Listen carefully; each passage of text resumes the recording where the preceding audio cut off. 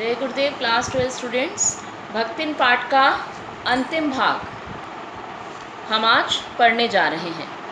भक्तिन लेखिका के भ्रमण में भी उसके साथ रहा करती थी। बद्री केदार के ऊंची नीची तंग पहाड़ी रास्तों में हट करके वह आगे चलती थी और गांव की पगडंडी में पीछे पीछे चलती थी। अर्थात वह लेखिका का अपनी छाया की भांति ध्यान रखती थी। जब लोग युद्ध के कारण आतंकित थे तब भक्तिन के बेटी और दामाद उसे लिवा ले जाने के लिए आए, परंतु उसने महादेवी जी का साथ छोड़ने को नहीं माना। फिर वह महादेवी जी को ही लेकर गांव चली जाना चाहती है और वहां लेखिका के लिए सब सुविधाएं जुटाने का आश्वासन भी देती है।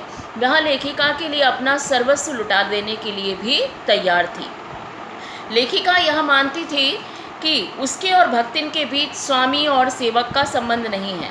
वह इच्छा होने पर भी उन्हें हटा नहीं सकती थी।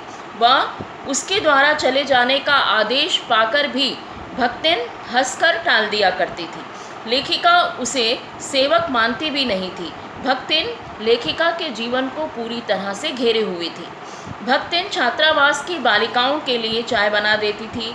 वह उन्हें लेखिका के बने हुए नाश्ते का स्वाद भी चखाती थी।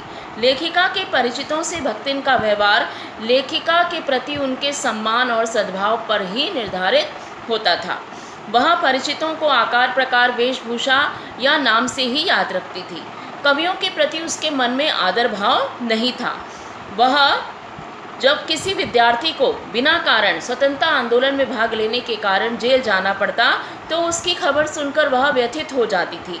वह जेल जाने से बहुत डरती थी, परंतु यदि लेखिका को जेल जाना पड़ा तो वह हट करके उनके साथ जेल जाने को भी तैयार थी। वह अपनी मालकिन के जेल जाने पर स्वयं जेल जाने के अधिकार को पाने के लिए बड़े राजा से लड़ने के लिए भी तैयार थी। लेखिका कहती हैं कि भक्तिन के जीवन का अंतिम परिच्छेद अभी चल रहा है। वह उसे खोकर इस परिच्छेद को पूरा करना नहीं चाहती हैं। यहाँ हमारा भक्तिन पाठ पूर्ण होता है।